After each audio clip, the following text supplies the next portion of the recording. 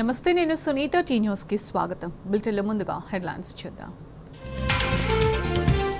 పశువుల ఆసుపత్రిలో అన్ని రకాల మందుల కొరత, ముఖ్యమంత్రి పట్టించుకోవాలని హరీష్ రావు లేఖ.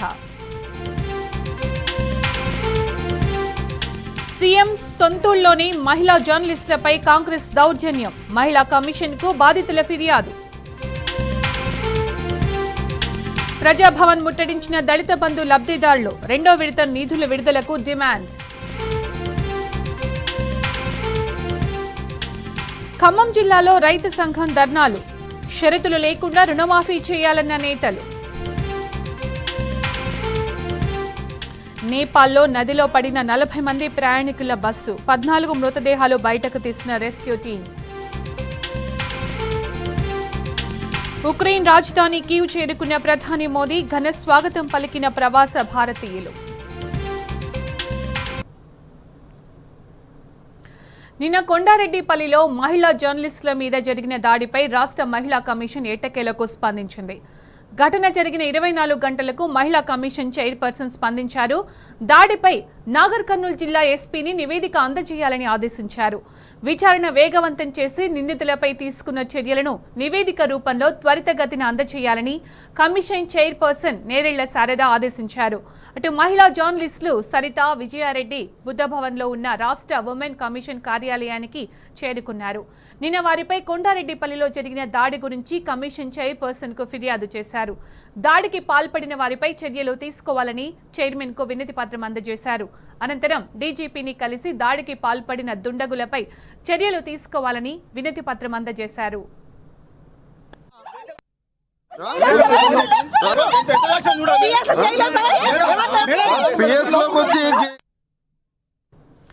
మహిళా జర్నలిస్టులపై జరిగిన దాడిని నిన్నటి నుండి అందరూ ఖండిస్తున్నా మహిళా కమిషన్ మాత్రం 24 గంటల తరువాత స్పందించింది. అయితే బీఆర్ఎస్ వర్కింగ్ ప్రెసిడెంట్ కేటీఆర్ పై మాత్రం ఎవరు ఫిర్యాదు చేయకపోయినా రాష్ట్ర మహిళా కమిషన్ సుమోటోగా ఫిర్యాదు తీసుకున్నారు.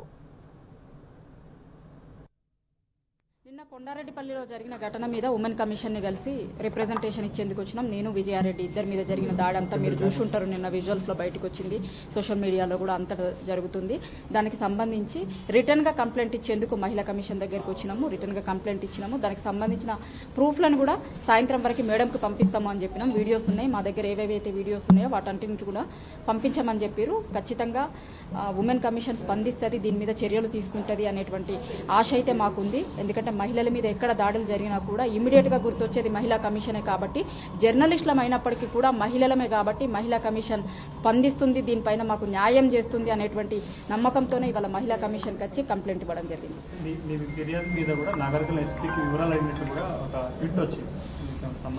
చెప్పిరండి, ఇందాకే నేరెళ్ల శారద గారితో మాట్లాడినప్పుడు ఆల్రెడీ మేము మార్నింగే ఎస్పీ గారిని కూడా దీనిపైన విచారణ జరపమని చెప్పినాము అని చెప్పారు. దీన్ని కూడా మేము ఇచ్చినటువంటి కంప్లైంట్ని, మా దగ్గర ఉన్నటువంటి ఫుటేజ్ని కూడా పరిగణలోకి తీసుకొని దానిపైన చర్యలు తీసుకుంటామని చెప్పారు.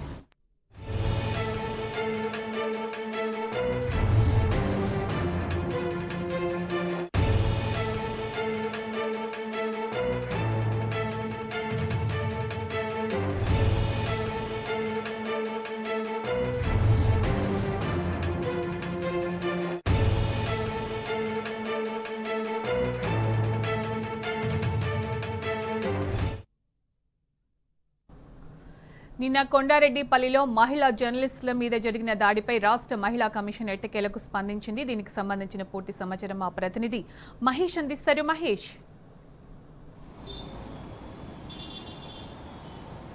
సునీత, నిన్న సీఎం సొంత గ్రామము కొండారెడ్డిపల్లిలో మహిళా జర్నలిస్టుల మీద జరిగిన దాడిని ఇటు ఉమెన్ కమిషన్ స్పందించింది.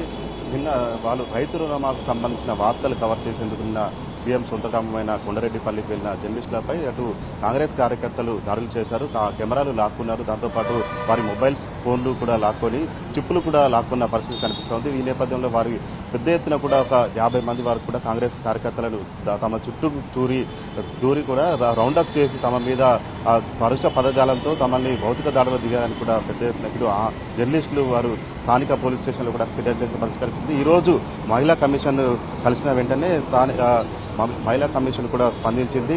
సంబంధిత నాగర్ కర్నూలు ఎస్పీకి లేఖ రాసి మహిళా జర్నలిస్టులకు సంబంధించిన జరిగిన దాడిపై పూర్తి నివేదిక ఇవ్వాలంటూ కూడా రాష్ట్ర మహిళా కమిషన్ కూడా నివేదిక తెప్పించుకునే కూడా సిద్ధమైన పరిస్థితి కనిపిస్తుంది. ఇక ప్రస్తుతం అనంతరము డీజీపీ ఆఫీస్లో డీజీపీకి తెలంగాణ డీజీపీకి ఫిర్యాదు చేసేందుకు కూడా మహిళా జర్నలిస్ట్ సరిత కావచ్చు విజయారెడ్డి ఇద్దరితో పాటు ఇక కొంతమంది జర్నలిస్టు యూనియన్ నాయకులు కూడా తెలంగాణ డీజీపీ కార్యాలయం చేరుకున్నారు. ఇక డీజీపీకి కలిసి కూడా తమ మీద జరిగిన దాడికి సంబంధించిన దుండగులను పై వెంటనే కూడా కఠినంగా చర్యలు తీసుకోవాలని కూడా డీజీపీ ఫిర్యాదు చేసేందుకు కూడా వీరు వచ్చిన పరిస్థితి కనిపిస్తుంది. ఇక నిన్న రాష్ట్రంలో చూసినట్టయితే ఇటు మహిళలు కావచ్చు జర్నలిస్టుల మీద కూడా పెద్ద ఎత్తున కూడా దాడులు జరుగుతున్న పరిస్థితి కనిపిస్తుంది. ఇక నిన్న జరిగిన దాడిని అయితే ప్రతి ఒక్కరు కూడా ఖండించిన పరిస్థితి కనిపిస్తుంది. ఇక సోషల్ మీడియాలో పూర్తి స్థాయిలో వీడియోలు వైరల్ కావడంతో అటు రాష్ట్ర మహిళా కమిషన్ దాన్ని సుమోటుగా తీసుకొని నాగర్ కర్నూలు ఎస్పీకి కూడా సంబంధిత మహిళా జర్నలిస్టుల మీద జరిగిన దాడిపై కూడా వెంటనే నివేదిక ఇవ్వాలని కూడా తెలిపిన పరిస్థితి కనిపిస్తుంది. ఇక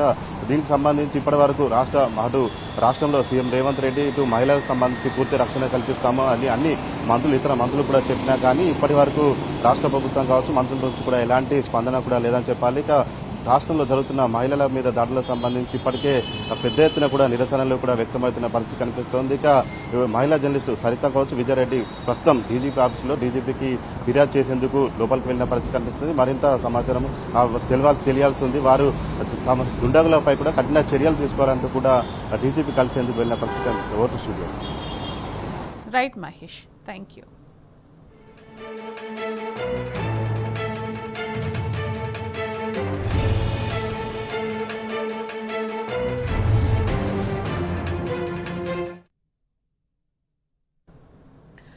ప్రభుత్వ పశు వైద్యశాలల్లో మందుల కొరతపై మాజీ మంత్రి సిద్దిపేట ఎమ్మెల్యే హరీష్ రావు ముఖ్యమంత్రికి లేఖ రాశారు.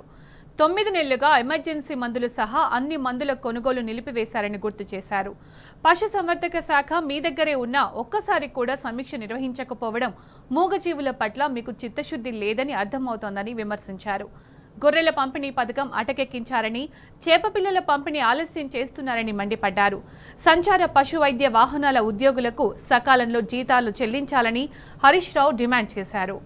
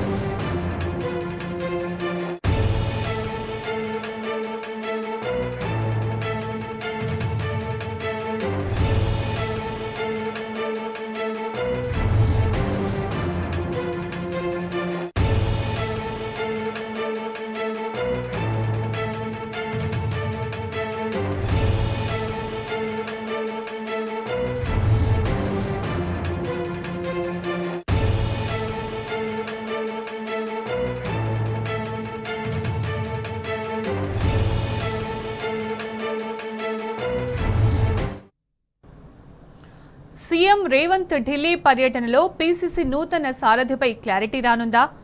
మంత్రివర్గ విస్తరణలో లక్కీ ఛాన్స్ ఎవరికి తగలనుంది? సోనియా, రాహుల్ తెలంగాణ పర్యటన ఖరారు కానుందా? సీఎం హస్తిన పర్యటనతో పదవుల పందేరంపై స్పష్టత వచ్చేనా? కాంగ్రెస్ వర్గాల్లో మొదలవుతున్న ప్రశ్నలివే.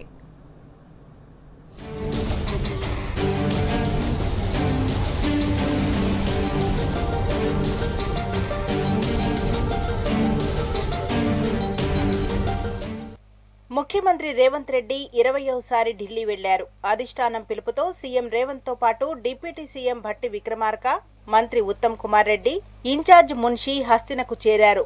నేతలంతా హైకమాండ్ పెద్దలతో భేటీ కానున్నారు.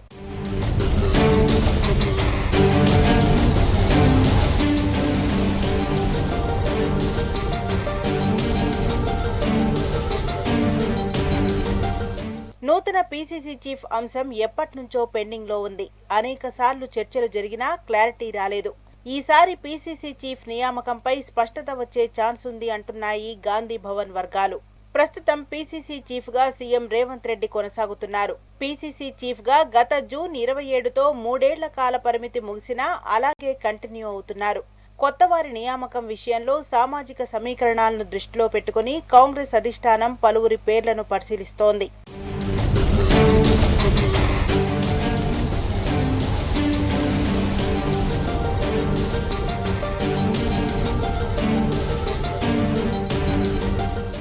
పీసీసీ చీఫ్ పదవికి సంబంధించి బీసీ లేదా ఎస్సీ ఎస్టీ వర్గాలపైనే ప్రధానంగా చర్చ జరుగుతుంది.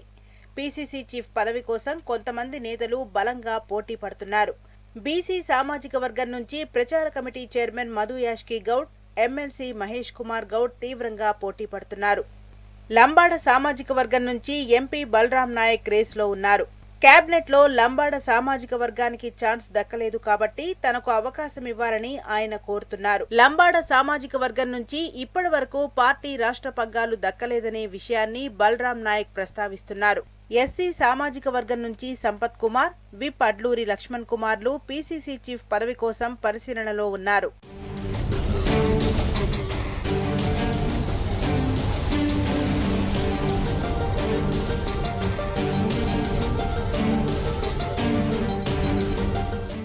సీఎం దక్షిణ తెలంగాణకి చెందిన వ్యక్తి కాబట్టి పీసీసీ చీఫ్ గా ఉత్తర తెలంగాణకి చెందిన వ్యక్తికి ఇస్తే బాగుంటుందని పార్టీలో చర్చ జరుగుతోంది. ఇక మాదిగ సామాజిక వర్గానికి ఎంపీ సీట్లు ఇవ్వలేదనే విమర్శ ఉన్న నేపథ్యంలో ఉత్తర తెలంగాణకి చెందిన మాదిగ ఎమ్మెల్యే ప్రభుత్వ విప్ అడ్లూరి లక్ష్మణ్ కి పీసీసీ చీఫ్ ఇచ్చే అవకాశాలు కనిపిస్తున్నాయి. ఎస్సీ వర్గీకరణ అంశం సుప్రీంకోర్టు తీర్పు వచ్చిన నేపథ్యంలో ఎస్సీ మాదిగ సామాజిక వర్గానికి అవకాశం ఇచ్చే వీలుంది అంటున్నాయి పార్టీ వర్గాలు.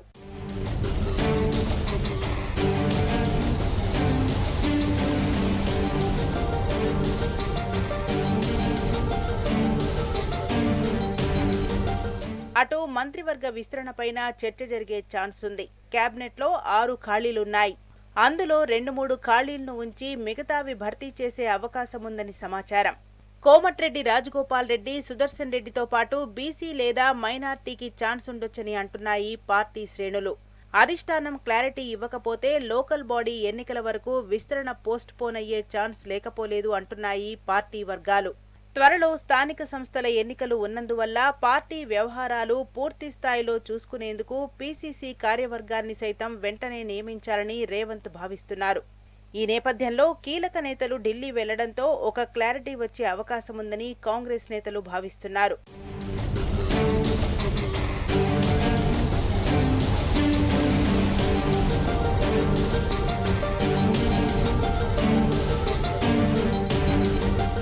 ఇదిలా ఉంటే కాంగ్రెస్ అగ్రనేతలు సోనియా గాంధీ, రాహుల్ గాంధీని తెలంగాణ పర్యటనకు నేతలు ఆహ్వానించనున్నారు.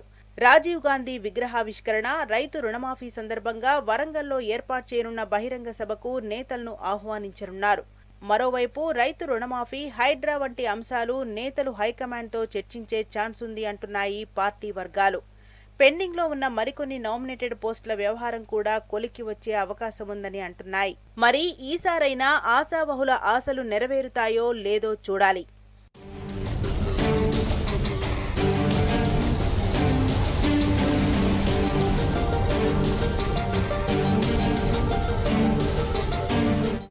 అనుకున్నంత అయ్యింది. తెలంగాణపై ఊహించని పిడుగు పడింది. కేంద్రంలో ఏపీ సీఎం చక్రం తిప్పడం షురు అయింది. గురువు చంద్రబాబు తెలంగాణకు వ్యతిరేకంగా తనదైన శకుని పాత్ర పోషిస్తున్నాడు. ఇటు శిష్యుడు రేవంత్ భారీగా మొదటి గురుదక్షిణ చెల్లించాడు. కేంద్ర సర్కారును నమ్మించి చంద్రబాబు తెలంగాణను దొంగ దెబ్బ కొట్టాడు. కేంద్రం తీసుకున్న ఏకపక్ష నిర్ణయం పుణ్యమా అని భారీ మూల్యమే చెల్లించుకోవాల్సి వచ్చింది. తెలంగాణ ఖాతా నుంచి ఏకంగా 25,000 కోట్లు ఆంధ్రప్రదేశ్ అకౌంట్లోకి బదిలీ అయ్యాయని వినికిడి. ఇదొక వింత కథ. విభజన అంశాల్లోని లొసుగుల ఆనుపానులు క్షుణ్ణంగా తెలిసిన ఆధునిక శకుని విసిరిన పాచిక. ఏపీ సీఎం చంద్రబాబు తన కుటిల నీతిని ప్రదర్శించిన ఉదంతం. బాబు దొంగ దెబ్బకు తెలంగాణ రాష్ట్ర ఖజానా కుదేలైన వైనం. ఒక్క ముఖ్యమంత్రి రేవంత్ రెడ్డికి మాత్రమే తెలిసి గుట్టుగా జరిగిన తతంగం. వెరసి రాష్ట్ర ప్రభుత్వ ఖజానాపై అనూహ్యంగా పిడుగుపాటు పడింది. కేంద్రం ఏకపక్ష నిర్ణయం కారణంగా రాష్ట్రానికి 2,500 కోట్ల రూపాయల మేరకు నష్టం జరిగినట్టు అధికార వర్గాల్లో జోరుగా చర్చ జరుగుతోంది. గురు శిష్యుల రాజకీయ చదరంగంలో తెలంగాణ భారీ మూల్యమే చెల్లించుకోవాల్సి వస్తోందని అంటున్నారు.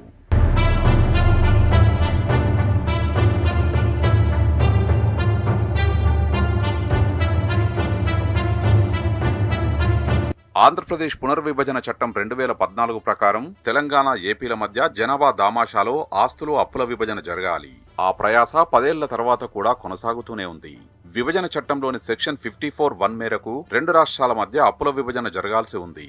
వీటిలో రాష్ట్రం సమైక్యంగా ఉన్నప్పుడు జపాన్కు చెందిన జైకా, వరల్డ్ బ్యాంకు లాంటి ఇతర విదేశీ సంస్థల నుంచి వివిధ ప్రాజెక్టులకు పొందిన అప్పుల పంపకాలు సైతం భాగమే.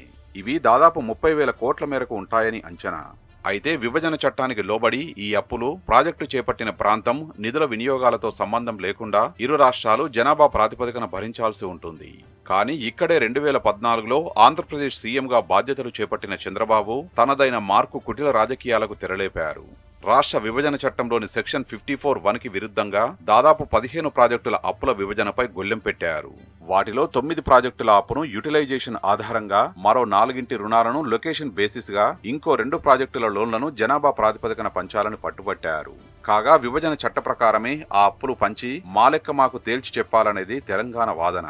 అదే విషయాన్ని కేంద్ర హోంమంత్రిత్వ శాఖకు వరుస విజ్ఞప్తులు చేస్తూనే ఉంది. ఈ పంచాయతీ ఇంకా తేలనే లేదు. 10 ఏళ్లు గిర్రున తిరిగిపోయాయి. 2019లో ఏపీలో జగన్ ప్రభుత్వం ఏర్పడ్డ తర్వాత కూడా ఈ వ్యవహారంలో పెద్దగా కదలిక లేదు. ఇదిలా ఉండగానే మొన్న 2023 నవంబర్లో జరిగిన ఎన్నికల్లో అటు ఆంధ్రప్రదేశ్లో గురువు చంద్రబాబు, ఇటు తెలంగాణలో శిష్యుడు రేవంత్ రెడ్డి సీఎంలుగా కొత్త ప్రభుత్వాలు ఏర్పడ్డాయి.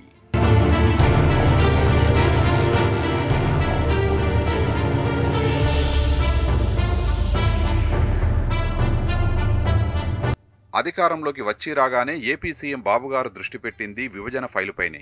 కనీసం ముందస్తు సమాచారం లేకుండానే ఆయన భాగస్వామ్య రాష్ట్రం తెలంగాణను ఆ దిశలో ముగ్గులోకి దించారు. బైఫర్కేషన్ ఇష్యూస్ పై సమావేశం ఆపుదామని ఉన్నపలంగా తెలంగాణకు సమాచారం అందించారు. గురువు చంద్రబాబు మాట కాదనలేక శిష్యుడు రేవంత్ రెడ్డి కూడా మీటింగు సై అనేశారు. ఇరు రాష్ట్రాల ముఖ్యమంత్రుల భేటీ ఎజెండా సైతం బాబుగారే స్వయంగా తయారు చేశారట. ఆ అంశాల్లో ఎక్స్టర్నల్ ఎయిడెడ్ ప్రాజెక్టులకు సంబంధించిన విదేశీ అప్పుల వ్యవహారాన్ని కూడా అందులో చేర్చారట. జూన్ 6వ తేదీన అనుకున్నట్లు ఈ అంశాలను అధికారులు, మంత్రుల కమిటీల్లో చర్చించి 2 రాష్ట్రాలు ఒక పరిష్కార మార్గం వెతుక్కోవాల్సి ఉంది.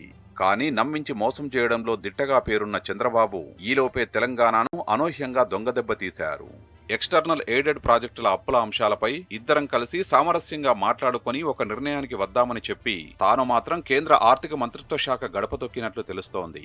సమైక్య రాష్ట్రంలో చేసిన అప్పుల్లో తెలంగాణ వాటా ఏపీ కట్టిందంటూ తన mark cock and bull theory ఒకటి అల్లి లాబియింగ్ ద్వారా తనకు అనుకూలంగా నిర్ణయం చేయించుకున్నారని విశ్వసనీయ వర్గాల బోగట్ట.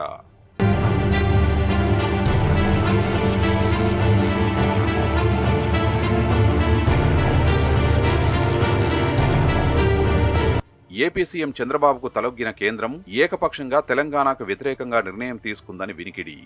ఏపీ కట్టిన అప్పు తిరిగి చెల్లించాలంటూ సెంట్రల్ మినిస్ట్రీ ఆఫ్ ఎక్స్పెండిచర్స్ తాజాగా ఒక అడ్వైజరీని జారీ చేసిందని సమాచారం. దీంతో తెలంగాణ ప్రభుత్వం ప్రమేయం లేకుండానే రాష్ట్ర ఏకీకృత నిధి నుంచి 2,500 కోట్లు ఆంధ్రప్రదేశ్ ఖాతాలో ఆటోమేటిక్ గా జమ కానున్నట్లు అభిజ్ఞ వర్గాల ఉవాచ. మూలిగే నక్కపై తాటిపండు పడ్డట్లు అసలే రాష్ట్ర ఆర్థిక శాస్త్రం గొట్టుగా తయారవుతోందంటే మధ్యలో ఈ నిర్ణయం తెలంగాణ పాలిట ఆశనీపాతంలా తయారైందన్న వాదనలు సచివాలయం కేంద్రంగా వినిపిస్తున్నాయి. ఓ పక్క కేంద్ర హోంమంత్రిత్వ శాఖ 2 రాష్ట్రాల మధ్య సయోధ్య కుదిర్చి వివాదాస్పద అంశాలను పరిష్కరించే దిశలో కృషి చేస్తూనే ఉంది. మరోపక్క విదేశీ అప్పుల్లో విభజన చట్టం సెక్షన్ 54(1) ప్రకారం తన వాటా ఎంతో తేల్చాలన్న తెలంగాణ విజ్ఞప్తి ఎంహెచ్ఏ దగ్గర అలా పెండింగ్లోనే ఉంది. ఇంకో పక్క కనీస సమాచారం సైతం అందించకుండా కేంద్ర ఆర్థిక మంత్రిత్వ శాఖ ఏకంగా 2,500 కోట్లను ఏపీకి బదలాయిస్తూ నిర్ణయం తీసుకోవడంపై తెలంగాణ అధికారులు విస్మయం వ్యక్తం చేస్తున్నారు. ఇది పక్కాగా ముఖ్యమంత్రి రేవంత్ రెడ్డికి తెలిసే జరిగి ఉంటుందనే అనుమానాలను వాళ్ళు వ్యక్తం చేస్తున్నారు. దళిత బంధుకు ఎంపికైన నిధులు ఇవ్వని రేవంత్ సర్కారుపై దళితులు జంగ్ సైరన్ మోగించారు. వందలాది మంది లబ్ధిదారులు హైదరాబాద్లోని ప్రజాభవన్కు తరలి వచ్చారు. కాంగ్రెస్ వ్యతిరేక నినాదాలతో హోరెత్తించారు. ప్రజాభవన్ దగ్గర ధర్నా నిర్వహించి నిరసన వ్యక్తం చేశారు. రేవంత్ సర్కారు మోసాన్ని ఎండగట్టారు. దళిత బంధు ఏమైందంటూ హస్తం ప్రభుత్వాన్ని నిలదీశారు. అసలు దళిత బంధు ఇస్తారా ఇవ్వరా చెప్పాలంటూ దళిత బంధు లబ్ధిదారులు కాంగ్రెస్ సర్కారుపై నిప్పులు చెరికారు.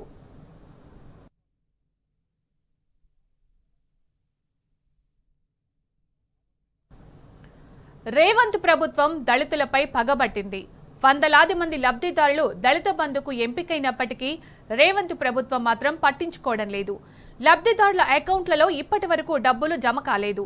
మంత్రులు, ఎమ్మెల్యేల చుట్టూ వారు కాళ్లరిగేలా తిరిగినా నయా పైసా కూడా ప్రయోజనం లేకుండా పోయింది. డబ్బులు జమ చేయకుండా హస్తం ప్రభుత్వం వారిని చిన్నచూపు చూస్తోంది. 8 నెలలుగా పాలకుల చుట్టూ తిరిగి తిరిగి విసిగి వేసారిపోయిన దళిత బంధు లబ్ధిదారులు పోరుబాట పట్టారు. ప్రజాభవన్ దగ్గర ఆందోళనకు దిగారు. సీఎం రేవంత్ తీరుపై ఆగ్రహం వ్యక్తం చేశారు.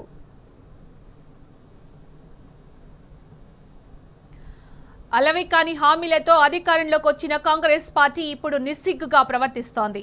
హామీలను గాలి కొదిలేసి మొద్దు నిద్రపోతోంది.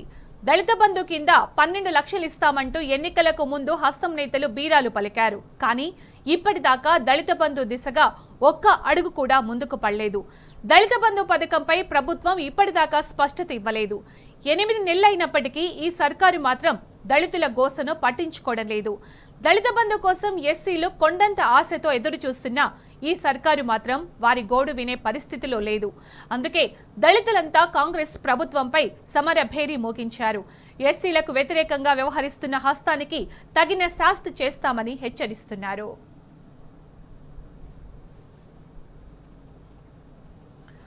తెలంగాణ తొలి ముఖ్యమంత్రి కేసీఆర్ ఎంతో దూరదృష్టితో దళిత బంధు పథకాన్ని తీసుకొచ్చారు. దళిత బంధు కింద నేరుగా వారి అకౌంట్లలో 10 లక్షల రూపాయలను జమ చేసి వారికి చేయూతను అందించారు. అలా గత కేసీఆర్ సర్కార్ నుంచి సాయం పొంది ఆర్థికంగా స్థిరపడ్డ దళితులు ఎంతో మంది ఉన్నారు. కానీ ఇప్పటి రేవంత్ ప్రభుత్వానికి మాత్రం ఆ సోయి లేదు. ఎంతసేపో రాజకీయ ప్రయోజనాలు తప్ప దళితులను ఆదుకోవాలనే తపన, ఆరాటం ఈ సర్కారుకు లేవు. సమాజంలోని అట్టడుగు వర్గాలకు అండగా నిలిచే ఒక్క పథకానికి కూడా ఈ ప్రభుత్వం అమలు చేయడం లేదు. అందుకే కాంగ్రెస్ తీరుపై సర్వత్రా విమర్శల వర్షం కురుస్తోంది. దళిత వర్గంపై సీఎం రేవంత్ పగబట్టినట్లుగా వ్యవహరిస్తున్నారని జనం మండిపడుతున్నారు. ముఖ్యమంత్రి రేవంత్ దళిత వ్యతిరేకి అని నిప్పులు చెరుగుతున్నారు. మాకు ఎన్నికల ముంగట హామీ ఇచ్చిన విధంగానే అందరినీ ఎంపిక చేసి వాళ్ళందరికీ బ్యాంక్ అకౌంట్లు తీసి గ్రౌండింగ్ చేసి కలెక్టర్ గారి అకౌంట్లలో ఈరోజు డబ్బులు ఉంచడం జరిగింది. అలాంటి నిధులను ఎన్నికలు అయిపోయిన తర్వాత 9 నెలలు గడిచినప్పటికీ కూడా ఇంతవరకు ఇప్పుడున్నటువంటి ప్రభుత్వము ఒక్కరికి జమ చేయకపోవడం కాకుండా ఒక్క లబ్ధిదారుని కూడా పిలవకుండా మమ్మల్ని మభ్య పెడుతూ ఆశ పెడుతూ కాలయాపన చేస్తూ ఇప్పటికీ దళితులటువంటి జీవితాలతోనే ఆడుకుంటుంది ఈ ప్రభుత్వం. గత ప్రభుత్వము ఇవరకు దళిత బంధువు కింద నిధులు పెట్టి ఉంచిన నిధులను వాళ్ళు ఏం చేసినంటే కలెక్టర్ గారి ఆధ్వర్యంలో ఉంచేశారు. ఎలక్షన్లు రావడం వల్ల ఆగిపోయినందున అవి అప్పుడు వాళ్ళు వేయలేకపోయారు. మేము ఎన్నిసార్లు అడిగినా కూడా ఎంపీ ఎలక్షన్లు అయిపోవాలి, దళిత మన ఎమ్మెల్సీ ఎలక్షన్లు అయిపోయిన తర్వాత మేము చేస్తామన్నారు. మొన్న భవన్ లో మా ప్రజల భవన్ అనుకున్నాము, ప్రజల సమస్యలు తీర్చే భవనం అనుకున్నాము.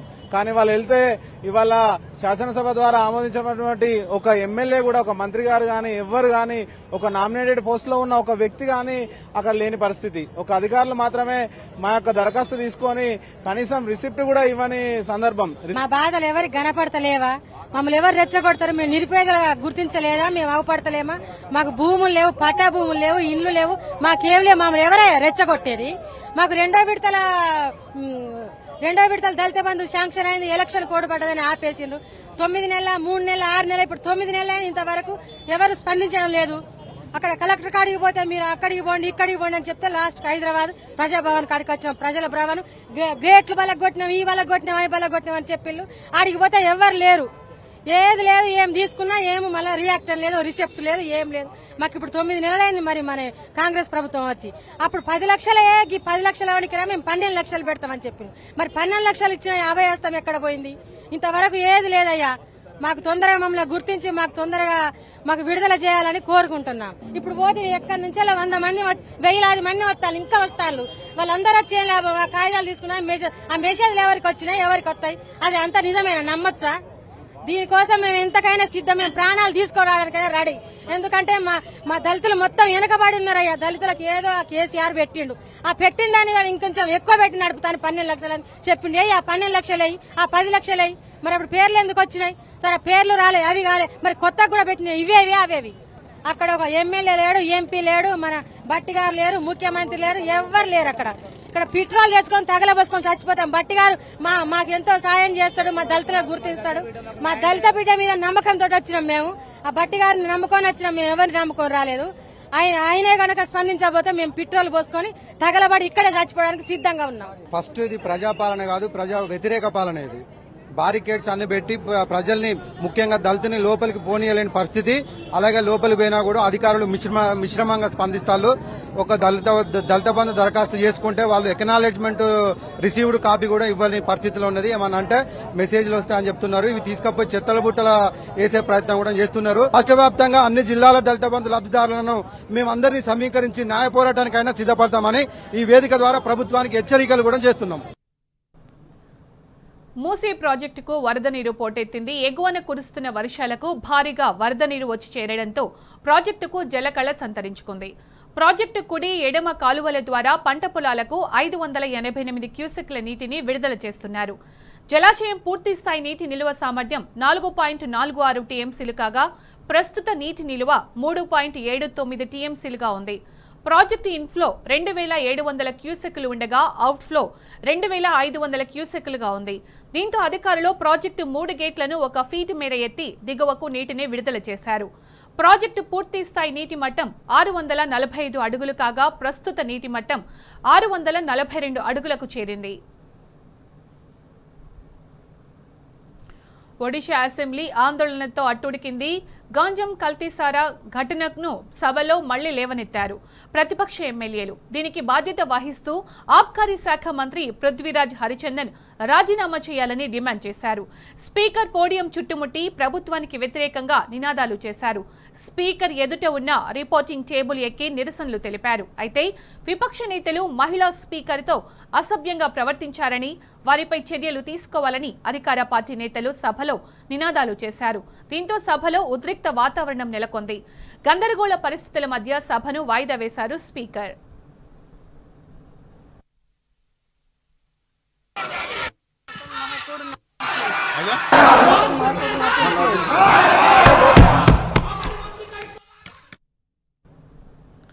యుద్ధభూమి యుక్రెయిన్లో అడుగుపెట్టారు ప్రధాని మోదీ. పోలాండ్ నుంచి ప్రత్యేక రైల్లో 10 గంటలు ప్రయాణించి కీవ్కు చేరుకున్నారాయన. జెలెన్స్కీ ఆహ్వానం మేరకు ఉక్రెయిన్ వచ్చిన మోదీకి కీవ్లో ఎన్ఆర్ఐలు ఘనంగా స్వాగతం పలికారు. ఇవాళ 7 గంటల పాటు సాగనున్న ఈ పర్యటనలో శాంతికి వారధి భారత్ అనే సందేశాన్ని బలంగా వినిపించనున్నారు ప్రధాని. కాసేపట్లో ఆయన ఉక్రెయిన్ అధ్యక్షుడు జెలెన్స్కీతో భేటీ కానున్నారు. రష్యాతో యుద్ధ పరిణామాల గురించి చర్చించనున్నారు. సోవియట్ యూనియన్ నుంచి ఉక్రెయిన్ వేర్పడిన తరువాత ఆ దేశంలో పర్యటిస్తున్న మొదటి భారత ప్రధాని మోదీ కావడం విశేషం. నేపాల్లో ఘోర ప్రమాదం జరిగింది. ఓ ఇండియన్ బస్సు అదుపు తప్పి మత్సంగి నదిలో పడిపోయింది. ఈ ఘటనలో 15 మంది భారతీయులు మృతి చెందగా పలువురు గల్లంతయ్యారు. తనహోన్ నుంచి 40 మంది టూరిస్టులతో కాట్మండ్ వెళ్తుండగా ఈ ప్రమాదం జరిగింది. ఘటనా స్థలంలో సహాయక చర్యలు ముమ్మరం చేసిన రెస్క్యూ బృందాలు గల్లంతైన భారతీయుల ఆచూకీ కోసం గాలిస్తున్నాయి. మృతుల సంఖ్య పెరిగే అవకాశాలు కనిపిస్తున్నాయి.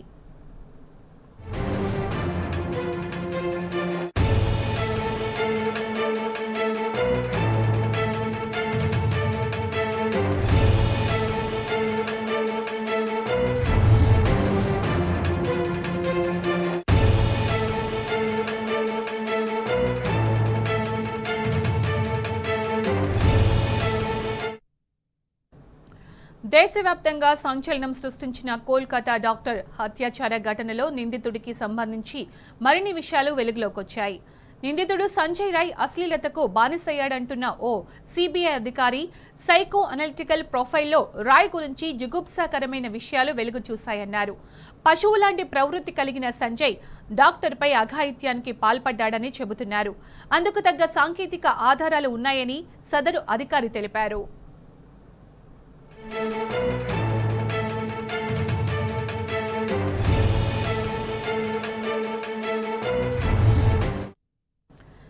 సంజయ్ రాయ్లో మచ్చుకు కూడా పశ్చాత్తాపం లేదని, ప్రతి నిమిషం జరిగిన విషయాలను గుక్క తిప్పకుండా చెప్పాడని అధికారులు వివరించారు. దాన్ని బట్టి చూస్తే అతనికి ఎటువంటి పశ్చాత్తాపం లేనట్లు అనిపించిందన్నారు. అయితే నేరం జరిగిన ఆగస్టు 8న ఉదయం హాస్పిటల్లో నిందితుడు కనిపించాడని పేర్కొన్నారు. ఆగస్టు 9 తెల్లవారుజామున 4 గంటలకు మళ్లీ అదే బిల్డింగ్లోకి వెళ్లినట్లు సీసీటీవీలో రికార్డ్ అయిందని తెలిపారు. ఇక దర్యాప్తులో భాగంగా భవానీపూర్లోని నిందితుడు సంజయ్ నివాసానికి వెళ్లినట్లు వెల్లడించారు సిబిఐ అధికారులు.